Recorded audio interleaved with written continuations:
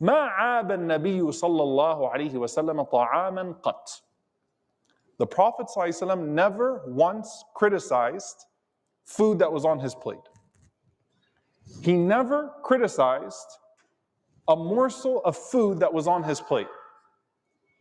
Now, if you sit for a moment with that and think about, this man ruled how much of the world? Sallallahu alaihi wasallam.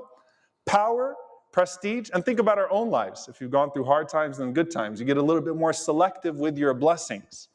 The Prophet ﷺ, مَا عَابَ طَعَامٌ قَطْ. Do you know how amazing that is? That he never once pointed to a flaw in his food. He never once said, it's too salty, I don't like it, I didn't enjoy this.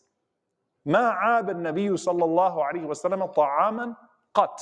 Not once did he ever criticize his food. Something that sounds so small, but how hard is it to practice? And subhanAllah, look at the power of how this transforms things. We just finished speaking about Jabir ibn Abdullah radiallahu anhu, and a story that he had with the Prophet ﷺ, where he said he grabbed me by the hand and he took me to his house so we could eat together. And all they had in his house were some dried pieces of bread. They dumped them on the ground in front of him, and the Prophet ﷺ said, is there anything to dip the bread in? They said, the only udum, the only dip we have is al-khal, just some vinegar. The Prophet ﷺ said, ni'mal udum. What a great dip vinegar is. I mean, just right away. He didn't belittle it. He didn't say, I wish we had some honey. No, ni'mal udum. I love vinegar. Put the vinegar in front of us. Let's dip the vinegar. And Jabir said, I started loving vinegar too. And then Talha radiallahu anhu narrates from Jabir radiallahu anhu said, I started loving vinegar too. And then the narrator from Talha says, I started loving vinegar too. Because it was a mindset. It was a shift. This is good. Alhamdulillah, Allah put something to dip our bread in. That's a mindset.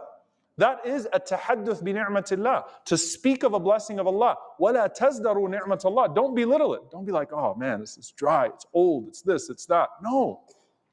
Alhamdulillah.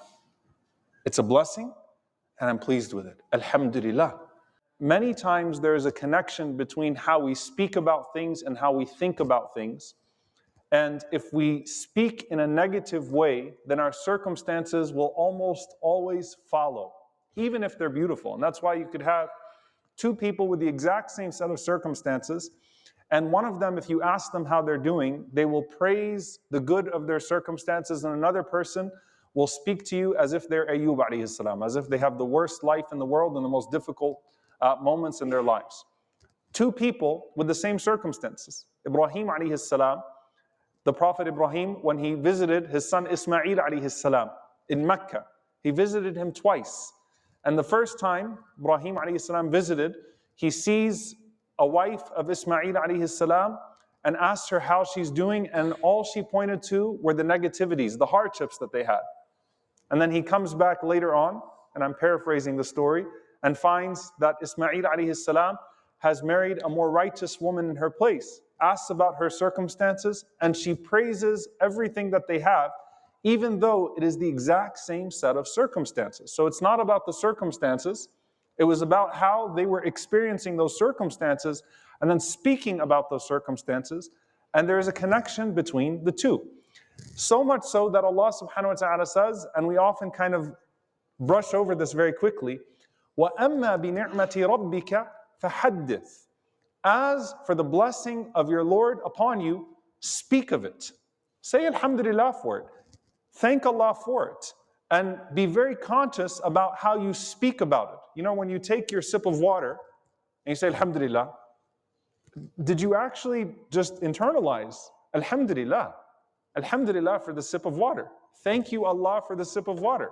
There's something very powerful about that. That is a tahadduth bi ni'matillah, speaking about the ni'mah of Allah subhanahu wa ta'ala. And there's another hadith that we often quote partially, and I wanted to just focus on the last part because it's very profoundly connected to this and get to the person of the Prophet ﷺ first and how he dealt with this. The Prophet ﷺ said, look to those who have less than you, not to those who have more than you. Why? Because that will make you more content with what Allah subhanahu wa ta'ala has given to you. Stop looking at those who have more than you. Look to those that have less than you.